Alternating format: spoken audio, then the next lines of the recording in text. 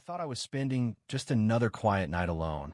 But when a stranger knocked on my door, everything shifted. He wore a uniform, spoke like a cop. But what started as a routine visit turned into something I never saw coming. Something that made me question everything I thought I knew about safety, silence, and myself. The quiet of a late Thursday evening had completely enveloped Jamie Rhodes as he sat curled in a corner of his couch, the soft glow of a reading lamp casting warm shadows across his small apartment in northern Portland. The hum of the city had long faded into a distant memory, replaced by the subtle rustling of pages as he lost himself in the chapters of a half-read mystery novel. Outside, the world seemed still, as though time itself had taken a breath and paused. But that fragile stillness shattered in an instant. A knock, sharp and deliberate, cut through the silence like a blade. Jamie blinked, momentarily stunned, the sound jarring enough to tear him away from his book. His eyes darted to the clock on the wall. It was nearly 10 p.m. Unusual. He wasn't expecting anyone. No one ever showed up this late without notice. Not in this neighborhood. Not in his life. His first instinct was hesitation, not fear, but a kind of wary curiosity. Something about the moment felt off. The air had changed, thicker, quieter than before. As Jamie rose to his feet, each step toward the door echoed louder than it should have, as though the walls were holding their breath. Through the peephole, he spotted a man in uniform, a police officer. Early 30s, well-built, his posture calm, yet deliberate. Jamie immediately noticed the contrast. The officer's presence was outwardly professional, but there was something in his eyes, a flicker of intensity that didn't quite belong to a routine patrol. Jamie opened the door halfway, his voice measured but curious. The officer introduced himself as Rowan Ellis and asked if Jamie was the resident. There was no immediate cause for concern in his words, but they carried weight, an unspoken awareness of something deeper. With a slight nod, Jamie stepped back, allowing Rowan inside. The moment Rowan crossed the threshold, the atmosphere shifted further. He scanned the apartment with the ease of someone trained to observe, but there was no hostility in his movements. Jamie noticed how the officer's gaze lingered, not on any specific detail, but almost as if reading the room for something invisible. Rowan explained that there had been vague reports of suspicious activity in the area. A generic excuse, Jamie thought. It didn't sound urgent, the kind of phrasing that gave officers plausible reason to knock on doors. Still, Jamie couldn't shake the sense that this visit wasn't entirely procedural. Their conversation was brief at first, small comments about the building, the neighborhood, the quiet streets. But beneath the surface, something else simmered. Jamie found himself overly aware of the way Rowan moved, how he stood with just enough confidence to command attention, but not enough to intimidate. He noticed how the officer's eyes seemed to study him, not unkindly, but with an intensity that made his pulse race. What began as a routine check slowly turned into something else entirely. Rowan asked a few questions, if Jamie had heard anything unusual, if had noticed any changes in the area.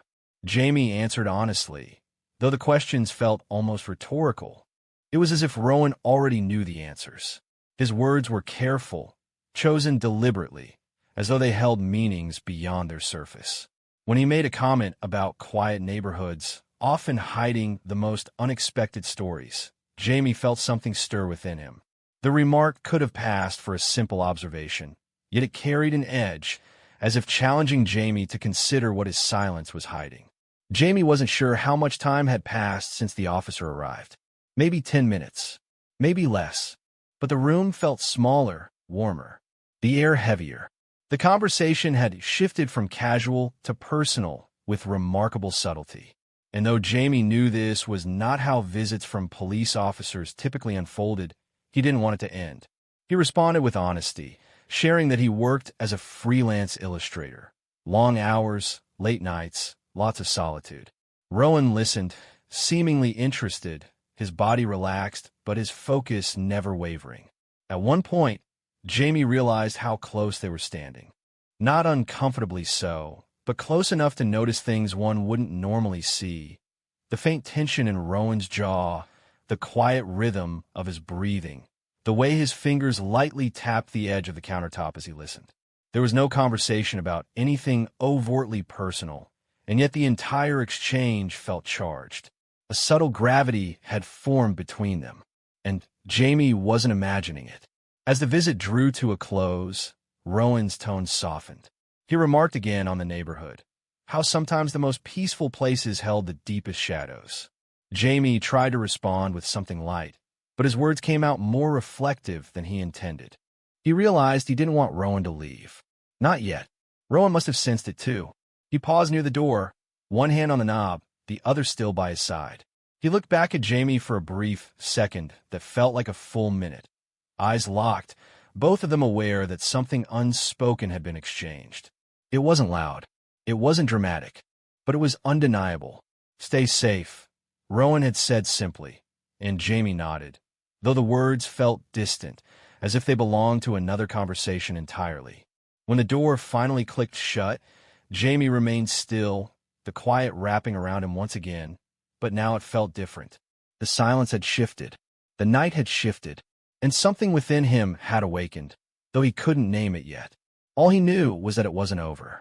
It had been nearly a week since that unexpected visit, and yet Jamie found himself replaying the moment over and over in his mind. The way Rowan had looked at him before leaving, the lingering energy in the air that night. It all clung to him like a subtle imprint he couldn't shake off. Despite his attempts to focus on work, distractions crept in. Every knock outside, every distant footstep in the hallway made his pulse quicken in anticipation. He knew it was irrational. Police officers didn't return for casual conversation. They didn't visit twice. Until one evening, one knock changed that. It was a quiet Sunday, late again, just as before. Jamie had been locking the front door for the night when the sound interrupted him. A part of him already knew who it would be, though he told himself not to hope. And yet, when he opened the door, there stood Rowan Ellis, this time not in uniform. Just jeans, a dark jacket, and a hesitant expression that contrasted sharply with his calm authority from the week prior. There was something unguarded about him now, something vulnerable. Jamie offered no questions, only a quiet invitation to step inside. The moment Rowan entered, something familiar returned, a silent tension, a strange calm woven with electricity. But this time, it wasn't burdened by pretense or the shield of professionalism. Rowan looked around the apartment as if seeing it anew, slower now, more thoughtful. He didn't explain his visit right away, and Jamie didn't pressure him. They sat near the window, the city outside nothing but blurred lights and muted sound. The quiet between them wasn't awkward. It pulsed with unspoken meaning. Eventually, Rowan glanced at him, his tone low, almost uncertain. He said he had been in the area, but even he didn't sound convinced by his own excuse. Jamie simply nodded. The truth was there, unspoken but present in the space between them. What followed was not a confession, not a declaration, but something softer. Rowan asked how Jamie had been. The question wasn't casual. It carried a weight that suggested he genuinely wanted to know. Jamie responded honestly. He'd been restless, distracted, not quite himself. That was as close as he could come to saying he'd been thinking about Rowan since the first knock. They didn't say much after that. Words seemed too fragile, too thin to contain what was growing between them. It happened slowly, like gravity pulling them together in invisible increments. A glance that lasted too long. A silence that said more than either of them could. Eventually, Rowan reached out. Not boldly, not assertively, but with caution, his fingers brushing against Jamie's in a way that was barely noticeable, yet impossibly loud. Jamie didn't move away.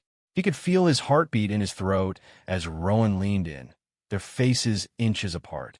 No words were exchanged, but in that space between breath and silence, the line between uncertainty and decision disappeared. When their lips met, it wasn't desperate or rushed. It was careful, measured, real. The world fell away in that moment. There were no labels, no roles, no expectations, just connection. Jamie wasn't sure how long they stayed like that, caught in a moment that felt suspended outside of time. When they finally pulled apart, neither spoke. Rowan rested his forehead gently against Jamie's, his breath warm and steady. In that closeness, something unspoken settled. Recognition, perhaps, or relief. Jamie eventually broke the silence, barely louder than a whisper, calling Rowan's name as though testing its weight in this new reality. Rowan answered simply, and Jamie could hear the same hesitance, the same wonder in his tone. Neither of them had planned this, and yet, neither wanted to pretend it hadn't happened. Rowan took a small step back, and Jamie could see something in his eyes. Conflict, maybe, or acceptance. They stood in the center of the apartment, facing each other, not as strangers, not even as acquaintances, but as two people who had just crossed a line they hadn't realized existed until it was behind them. Jamie reached for Rowan's hand, their fingers intertwining naturally, without ceremony. It felt right. Easy, as if this was always waiting to happen. No dramatic speeches followed. No promises. Only a quiet understanding, a subtle agreement that whatever this was, it was real. And that was enough for now. The evening stretched into the early hours of the next day. They talked a little about nothing important. Music, coffee, late-night movies. The ordinary things that somehow meant more because they were shared. When Rowan eventually stood to leave, he didn't rush. He lingered in the doorway, his hand still loosely holding Jamie's, as if reluctant to break the contact. Jamie watched him go, the air behind him still charged with the memory of what had just passed. And for the first time in a long while, the silence that returned wasn't empty. It was full. In the weeks that followed, the rhythm of Jamie's life shifted in ways he hadn't anticipated. What once had been a predictable cycle of deadlines, late-night coffee, and quiet evenings was now peppered with something warmer, something unexpected. Rowan had become a quiet but steady presence, never loud, never demanding, but unmistakably there. There was no formal arrangement between them, no set schedule or explanation. Sometimes Rowan would appear after a long shift, his expression tired but softer when he stepped through Jamie's door. Other times he would send a message, a simple check-in that carried more meaning than the words themselves revealed. Jamie didn't question the pattern. He welcomed it. They spent their time in the soft edges of day-to-day life, sharing quiet meals, exchanging small stories, listening to music without words. There was no need to fill every silence. In fact, the silences became part of their language, gentle, steady, full of a kind of presence that was more comforting than any conversation. In those quiet spaces, Jamie learned more about Rowan than he ever had through direct questions. He noticed how Rowan's shoulders relaxed only after several minutes of stillness, how he always sat facing the door, out of habit, not distrust. He observed how Rowan's gaze lingered on small things. The steam from a mug, the flicker of candlelight, the curve of Jamie's smile when he thought no one was watching. Rowan, for his part, never pressed Jamie for more than he was ready to give. He asked about his projects, complimented his illustrations with a kind of genuine interest that surprised Jamie. He listened, not the way most people listen to be polite, but the way someone listens when they want to remember the sound of your voice. One night, as they sat on the couch, shoulders barely brushing, Rowan turned to Jamie and asked, without preamble, what made him choose this place, this quiet apartment, tucked away in a neighborhood few paid attention to. Jamie didn't answer immediately. He'd never really said it aloud, but he had chosen the apartment for its silence, its anonymity. It had felt like a pause button when he moved in, a chance to rebuild something from the inside out. Rowan simply nodded in response, as though he understood more than words could convey. Their connection wasn't defined by grand gestures. It was found in the way Jamie instinctively moved aside to make space for Rowan's jacket, or how Rowan always made sure the windows were locked before sitting down. It was the way Jamie caught himself glancing at the clock, not out of impatience, but anticipation. Still, despite the ease that had formed between them, Jamie sometimes sensed a weight beneath Rowan's calm. It surfaced in the form of quiet moments where his eyes grew distant, or when his fingers tapped an anxious rhythm against the armrest. Jamie didn't ask, not because he didn't care, but because he knew there were things people had to offer on their own. And yet, there was a moment late one evening, when that quiet slipped. Rowan had been uncharacteristically still, his phone face down on the table, untouched since he'd arrived. His shoulders tense, his jaw set in a way that signaled something unresolved. Jamie felt it in the air, the kind of silence that didn't soothe but rather warned. Without needing details, Jamie simply reached out, letting his hand rest gently over Rowan's. The officer looked at him, not startled but grateful. The tension didn't disappear, but it loosened. That was all Jamie needed to know. They didn't speak about it, and that, somehow, made it more intimate. Over time, their routines intertwined. Jamie would find himself setting out 2 mugs instead of 1, adjusting his schedule without realizing it, catching himself smiling at his phone for no particular reason. It wasn't romance in the dramatic sense. It was something deeper, more lived in. Real. But real things came with shadows. Jamie began to notice how Rowan sometimes hesitated at the door, as if weighing whether to come in. There were days when he would appear distracted, eyes flickering toward the street even when they were alone. It wasn't fear, not exactly, but a kind of vigilance that seemed carved into him. Jamie respected it, even as it unsettled him. One evening, Rowan sat at the edge of the bed, quiet and unreadable. Jamie was sketching nearby, the room softly lit, music low. Without turning his head, Rowan simply said he hadn't expected any of this. That wasn't how he planned things. Jamie didn't respond. He didn't need to. The truth had already settled between them, worn smooth by repetition. They were here. Whatever this was, whatever form it had taken, it mattered.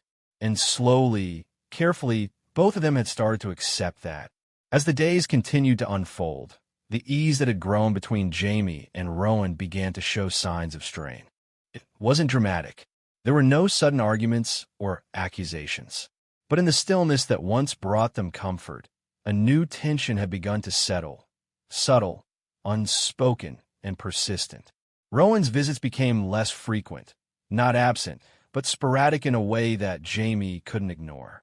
When he did appear, he carried with him a heaviness that seemed harder to conceal. His shoulders hunched more. His words felt filtered, as if carefully measured before being spoken. And his eyes, once so clear and steady, held shadows Jamie couldn't name. Jamie noticed the shift, but didn't press. Instead, he created space, soft gestures, gentle pauses, a quiet invitation to speak if Rowan ever chose to. But the silence remained. One night, a message arrived that felt different. There was no greeting, no warmth, just a request. "Can I stop by? Need to talk." Jamie's chest tightened as he read it, a sense of unease curling through him. The words were short, clipped. He responded quickly, his answer simple. "Of course. Anytime." When Rowan arrived, it was almost midnight. The light from the hallway spilled into the room as he stepped inside, his expression more guarded than Jamie had ever seen it. Without speaking, Rowan reached for him, pulling him into a tight embrace, one that said more than words could. Jamie held him back just as firmly, anchoring them both.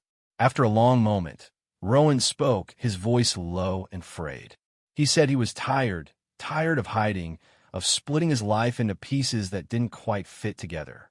He admitted that what had started between them, something neither had planned or expected, had become too important to keep behind closed doors. Jamie listened, his heart beating faster, but his hands steady. He could feel the tension in Rowan's body, the conflict, the fatigue, the longing for something simpler. Rowan wasn't asking for solutions. He was simply unraveling. He confessed that keeping this connection separate from the rest of his life had become too difficult. The quiet they had built together was no longer enough to shield them from everything outside. There were expectations, professional ones, familial ones, and the pressure had begun to bleed into every interaction, every glance, every silent moment between them. Jamie didn't interrupt. He simply reached up, his fingers brushing lightly against Rowan's jaw, grounding him. His voice, when he finally spoke, was steady. He told Rowan they would find a way, that he wasn't afraid of complexity, of navigating the spaces in between, that they were worth the effort. Rowan leaned into the touch, his eyes closing for just a second, as though drawing strength from the moment. There was no immediate relief, but something shifted. The weight he carried didn't vanish, but it lightened, if only slightly. That night, they talked for hours about things they had avoided, about fears that had remained unspoken. Jamie admitted that he, too, had been afraid, not of the relationship itself, but of what might happen if it broke under pressure. He confessed that he had wondered whether their connection would survive beyond the quiet safety of his apartment walls. But through the vulnerability, they found something solid, a shared understanding, a decision, not to have everything figured out, but to face whatever came next together. In the days that followed, they moved more intentionally. They didn't make promises they couldn't keep. They didn't map out a future in exact detail. But the moments they shared took on new meaning, deeper, more rooted in truth. There were still pauses in Rowan's visits, still nights when Jamie sat alone, wondering if the distance was growing again. But now, the silence didn't carry the same weight. It wasn't emptiness, it was space. Room to breathe, room to trust. Rowan continued to live between two worlds, but something had changed. When he did come to Jamie's door, his presence felt less like an escape and more like a return. There was a quiet resolution in him now, a sense that, even in uncertainty, he had chosen something. And Jamie, in turn, had chosen to stay. Their story wasn't easy. It didn't follow a script. But in every difficult conversation, in every lingering look across the room, they were learning how to be real with each other, how to hold both the closeness and the complexity without letting either one break them. For the first time, Jamie began to believe that maybe that was enough. Time did not rush for Jamie and Rowan. It unfolded slowly, deliberately, like a leaf drifting across still water. Their world remained small, built not on sweeping gestures or sudden declarations, but on patterns of presence. A shared glance across the room, a hand resting just long enough to be felt. The understanding that what they had, though not always visible, was real. In the weeks that followed Rowan's confession, they began to find rhythm again. Not a return to how things had been, but a new cadence shaped by transparency. The nights they spent together became more about grounding than escaping. Neither of them reached for answers they didn't yet have. Instead, they allowed the questions to remain in the room with them, acknowledged but not feared. Jamie continued with his work, quiet days of digital sketches, long hours editing designs. Yet something had shifted. Even mundane tasks held warmth now, infused with the memory of laughter that echoed faintly from the night before, or the trace of Rowan's jacket slung over the chair where it always landed. Rowan, meanwhile, still lived between identities. 1 foot in uniform, 1 foot here, where the world didn't demand control, where he could just be. Jamie never asked for more than what Rowan could give. He simply offered what was his: steadiness. There were moments of doubt, still, times when Rowan grew distant again, worn from the weight of his job, from the pressures he couldn't bring himself to name aloud. But Jamie had learned that presence didn't always require explanation. Sometimes it just meant staying quietly through the storm someone else couldn't describe. On evenings when Rowan would arrive late, worn thin and silent, Jamie would welcome him with nothing more than open arms and warm light. No questions, just space. Space to exist, to decompress, to remember who he was beneath the uniform. And Rowan, slowly, let that space reshape him. They built rituals without realizing it. Morning coffee with no urgency. Music humming low in the background. A walk through the quiet streets of the neighborhood, where Rowan didn't feel the need to scan every corner. Even Rowan's laugh, once rare, began to appear more freely.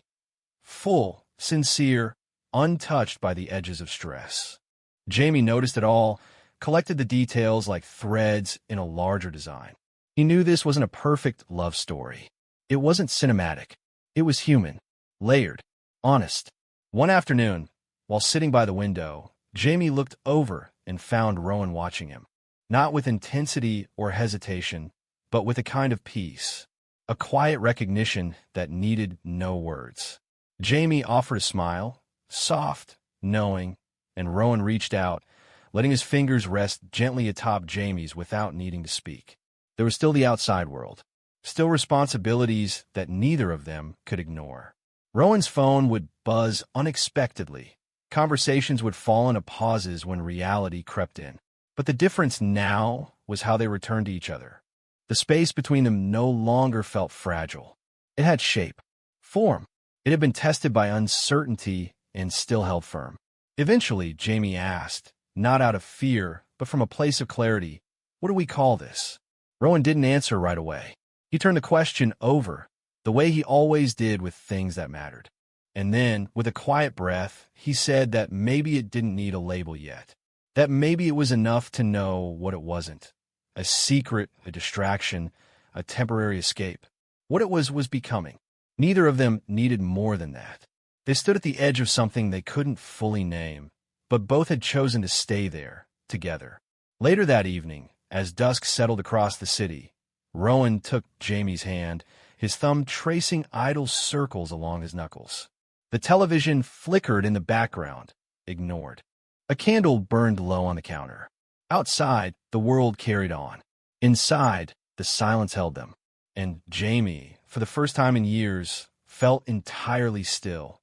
Not in waiting, not in loneliness, but in belonging. Whatever came next, they would face it not as halves seeking completion, but as two whole people choosing each other, again and again.